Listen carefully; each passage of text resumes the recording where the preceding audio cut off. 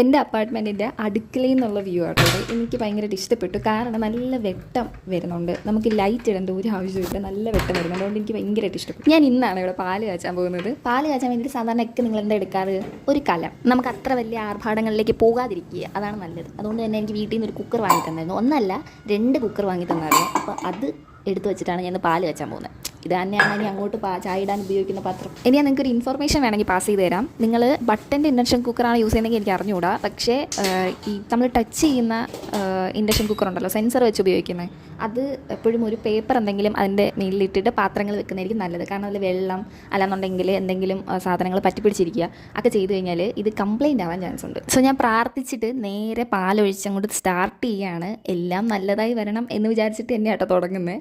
ഒരു കാരണവശാലും ഞാനിത് തിളച്ച് തൂവാൻ സമ്മതിക്കത്തില്ല. കാരണം ഞാൻ ഇൻഡക്ഷൻ കൊണ്ട് നന്നാക്കിയിട്ടാണ് ഈ കൊണ്ടുവന്നേക്കുന്നത്. അത് വീണ്ടും കേടായി പോയി കഴിഞ്ഞാൽ പിന്നെ ഞാൻ പട്ടിണിയാവും. അതുകൊണ്ട് ഞാൻ തിളച്ച് തൂവാൻ സമ്മതിക്കത്തില്ല. ഞാൻ അതിന് മുന്നേ ഇങ്ങനെ എടുക്കും. ആക്ച്വലി അപ്പാർട്ട്മെൻറ്റിലേക്ക് മാറി എന്നുള്ളത് ശരിയാണെങ്കിലും എൻ്റെ കയ്യിൽ പല സാധനങ്ങളും ഇല്ല. ഞാൻ കുറേയൊക്കെ വീട്ടിൽ നിന്ന് കുറച്ചൊക്കെ എടുത്തിട്ട് വന്നു.